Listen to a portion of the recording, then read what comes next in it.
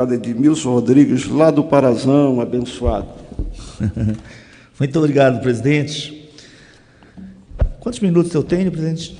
É só um minuto? A priori, o senhor tem 3 minutos, mas hoje o dia está bom para debater. Muito obrigado.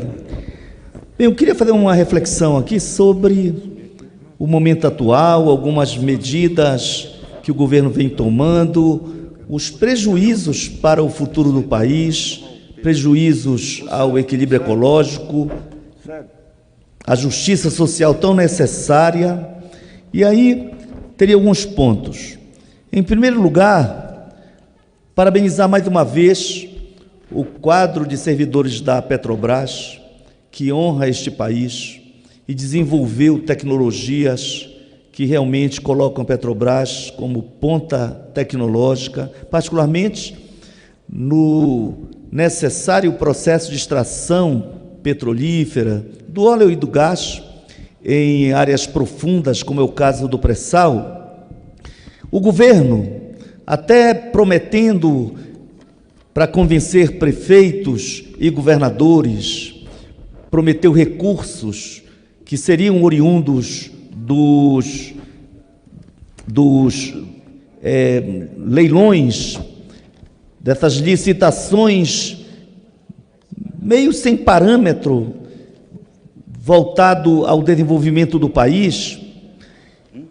Então, os recursos do pré-sal serviriam para repassar aos estados e municípios recursos que não estavam previstos no orçamento, portanto, extra-orçamentários, com exigências de equilibrar o sistema de previdência e, se sobrasse recursos, investir em outras áreas. Me parece que essa moeda de troca, essa tentativa de comprar autoridades municipais e federais, como se fez aqui durante o debate da reforma da Previdência, quando os recursos de orçamento da União, através de emendas parlamentares, que é algo lícito quando aprovado no orçamento anual, mas que realmente não tem justificativa quando feito fora do ano em que se aprova o orçamento, como orçamento extraordinário, retirando de áreas estratégicas como a área da segurança, a área da educação e da saúde, recursos para distribuir em forma de emenda parlamentar, como se fala, 40 milhões para cada deputado que votou a favor da reforma da Previdência. Realmente, esse tipo de prática é uma prática da velha política e que contradiz totalmente o governo que foi eleito dizendo que ia combater a corrupção.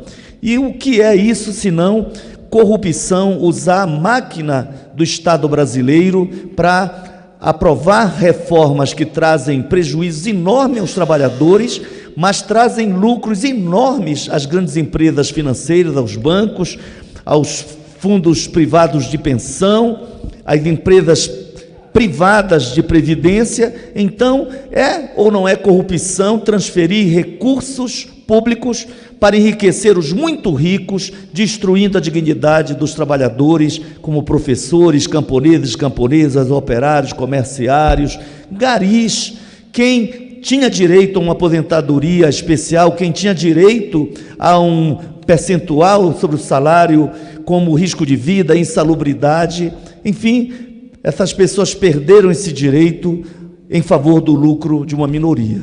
Vem agora um pacote perverso, que tira a estabilidade dos servidores, que elimina da geografia brasileira cerca de mais de 1.200 municípios, com a alegação de que alguns têm apenas 5.000 ou menos habitantes. O problema não é o tamanho do município. Há municípios pequenos que têm uma economia sólida, que oferece dignidade ao seu povo. O governo devia estar preocupado com a justiça social, com a geração de emprego. Então, se o município tem 5.000 ou 20.000 habitantes, ou 1 milhão de habitantes, mas consegue garantir dignidade ao seu povo, moradia digna, emprego, ou uma redução significativa dos índices de desemprego, se consegue manter uma renda em favor dos mais pobres, se consegue manter política pública de saúde, educação e outras políticas necessárias à produção da justiça social, é isso que importa. Então, por que eliminar municípios pelo fato de serem pequenos?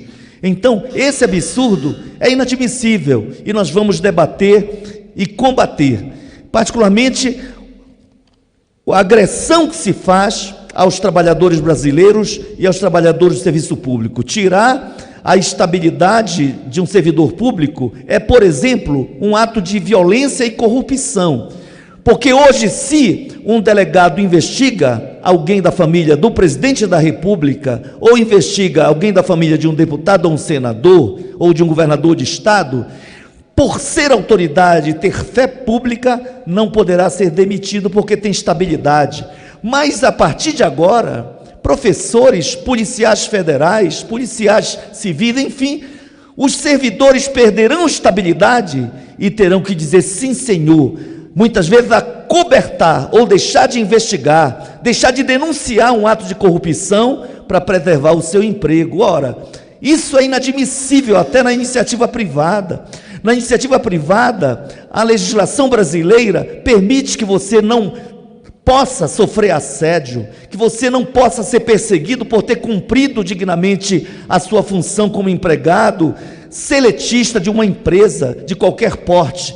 Como admitir que um servidor público, um auditor fiscal, um fiscal da fazenda pública, não possa investigar uma empresa sonegadora, criminosa, que está roubando o dinheiro dos impostos do povo, que deveriam ser investidos em segurança, em educação?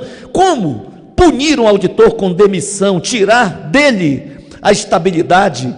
Isso é apenas para favorecer a corrupção e nós não vamos admitir. Eu, como professor universitário, como professor da rede pública há mais de 40 anos, como sindicalista, jamais ficarei calado. Deputado Célio Moura, Vossa Excelência, que é um homem combativo e também com um espírito social muito forte, jamais calaremos diante dessas atrocidades que querem implementar. Há uma outra atrocidade: se querem vender o pré-sal, os recursos que garantem o futuro do nosso país, que poderiam ser investidos para melhorar as condições de vida do nosso povo, felizmente a Petrobras é tão valorosa que ontem e hoje, literalmente ontem e no dia de hoje, os leilões foram feitos e a Petrobras se apresentou, na medida em que as grandes petroleiras não se apresentaram como potenciais empresas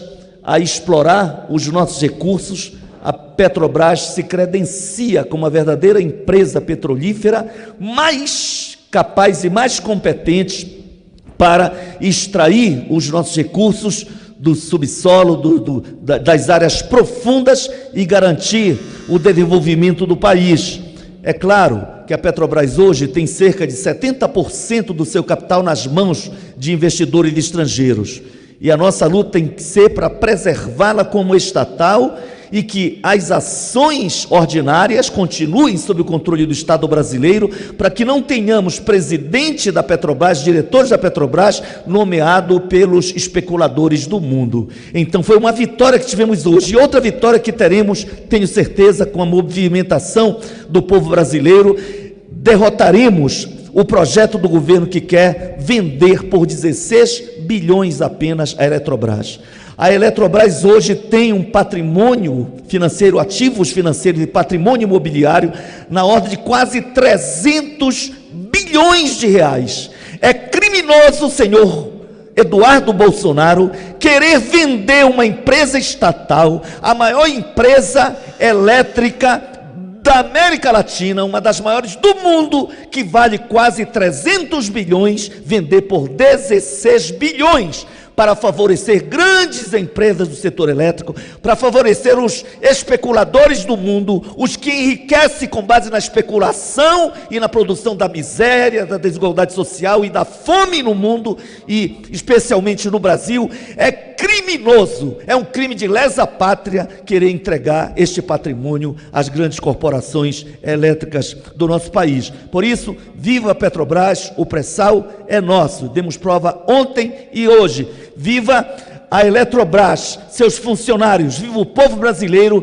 que resiste, porque a justiça social é um desafio e um direito de todos nós. Muito obrigado.